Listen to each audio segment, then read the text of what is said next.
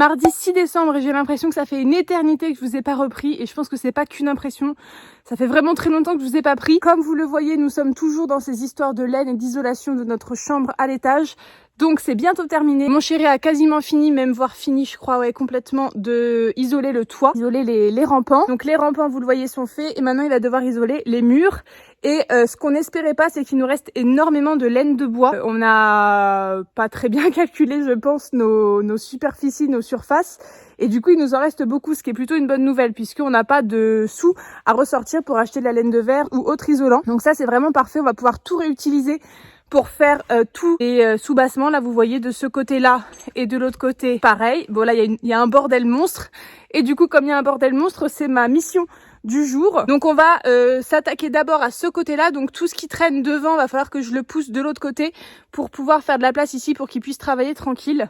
Donc c'est ma mission de ce matin. Je vais m'y attaquer. Donc là on est mardi, je vous ai dit, et ce week-end samedi, mon chéri et mon père vont chercher toutes les plaques de placo qu'il faut pour pouvoir plaquer ensuite. Là les soubassements, ça va vraiment pas prendre longtemps. Ce qui était chiant, c'était le toit, puisqu'il est incliné, donc à isoler c'est vraiment pas facile parce que voilà, ça nous tombe rapidement sur la tronche si on s'y prend mal. Mais par contre là les soubassements, ça va être hyper rapide, donc ça c'est trop bien.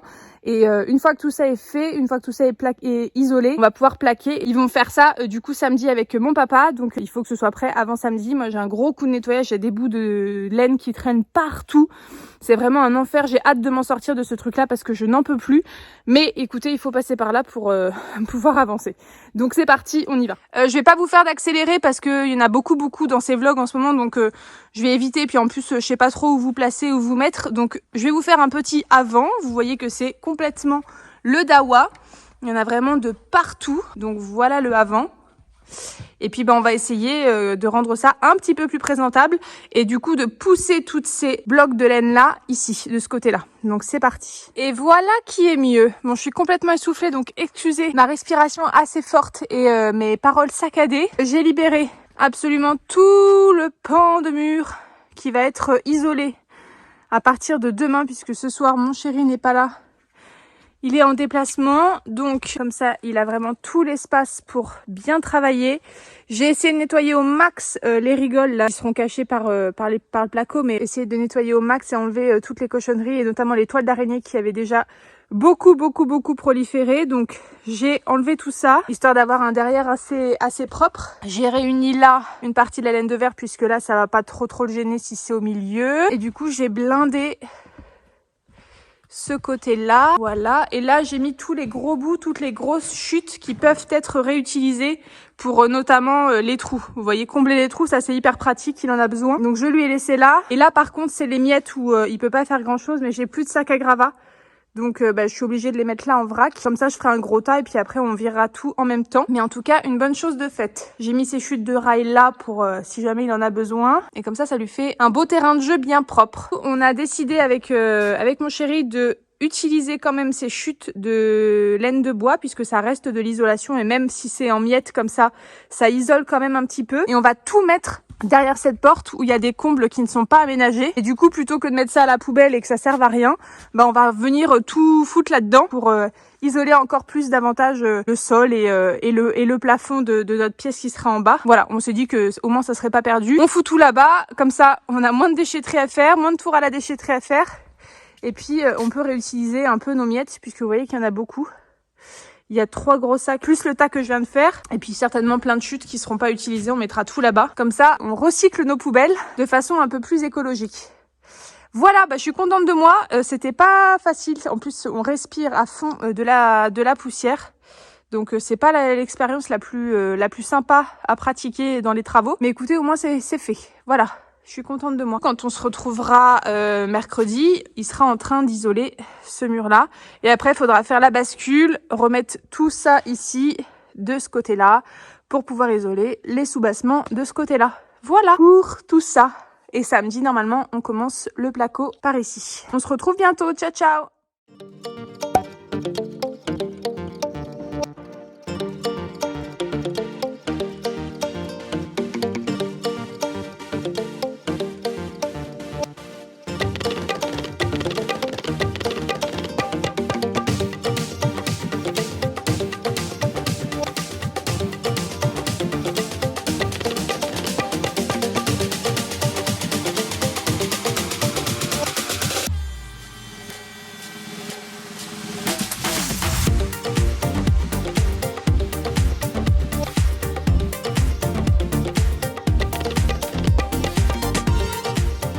Bonjour à tous, nous sommes le samedi 10 décembre. Alors je filme de profil ici parce qu'il y a un invité énorme juste là et j'ai un peu envie de vous épargner ça. Donc voilà, je vais vous montrer ma face comme ça, pas maquillée, pas coiffée encore, enfin pas lissée. On va s'en contenter. Nous sommes le samedi 10 décembre et là il y a mon papa qui est parti avec mon chéri chercher des plaques de placo puisque on a enfin fini d'isoler notre future chambre. Donc ils sont partis chercher les plaques de placo. Il en faut 9 bleus pour la salle de bain et 26 je crois, un truc comme ça pour la chambre complète. Donc ça fait en tout 36 plaques, donc il pouvait pas y aller tout seul et surtout il avait besoin de sa remorque puisque nous n'en avons pas, enfin nous avons pas de crochet sur nos voitures, donc on avait besoin de l'équipement de mon papa. Et surtout, il y a un truc qui est arrivé ici, c'est mon père qui a été nous chercher chez Oba de ce matin et qui nous l'a ramené, c'est notre bac à douche. Donc je vais vous le montrer parce qu'il est vraiment très très beau. Donc voilà, il est arrivé dans son joli carton. Et tada! Voilà la bête. Donc mon père a cru qu'il y avait une plaque de polystyrène ici parce que ça ressemble quand même beaucoup, mais non, c'est bien le bac à douche là qui est ici. C'est un bac à douche de chez Macbeth et c'est le Luna que l'on a choisi en blanc et je le trouve juste magnifique. La matière est trop belle. Et donc là du coup on a la bombe de douche, elle vient se mettre juste ici. Je trouve trop beau. C'est de l'acrylique tout simplement, mélangé à de la céramique si j'ai bien compris. En tout cas on adore l'effet, ça fait un peu effet pierre et surtout cet effet un petit peu rugueux est antidérapant. Donc pour une douche c'est vraiment parfait. Voilà, je l'aime beaucoup. On l'a pris en 120 par 80 cm, donc 1,20 m de long et 80 cm de large. Donc ça sera parfait pour notre salle de bain qui ne sera pas très grande. Mais on voulait quelque chose de long quand même pour avoir un bel espace. On est très content. Et on va du coup pouvoir l'installer juste au-dessus de ça, le raccorder et finir de plaquer du coup notre plafond qui n'était pour le moment pas fini de plaquer, justement pour pouvoir installer le bac à douche et venir travailler d'en dessous. C'est beaucoup plus simple que par le dessus. Donc voilà, ça avance, on est très content. On a hâte qu'il soit posé là-haut, on a hâte que ce soit plaqué. Bref, je suis un peu impatiente là en ce moment. Je trépigne un petit peu. Donc je vous filme tout à l'heure quand les gars reviennent avec les plaques de placo. Et pour éviter de se cailler trop le cul sur le chantier, mon chéri a récupéré des radiateurs provisoires qui seront pas nos radiateurs définitifs. Ils seront à ces endroits-là, mais ce sera pas ceux-là. Nous, on les veut en pierre sur la façade. Donc là, c'est des styles de grille-pain un petit peu, hein. Mais bon, ils font très bien l'affaire. En attendant d'avoir nos définitifs, et surtout, ça nous permet de travailler sans avoir froid partout et surtout aux mains, parce que travailler avec les mains gelées, c'est très compliqué. En tout cas, ça nous dépanne bien le temps qu'on achète les nôtres. Voilà!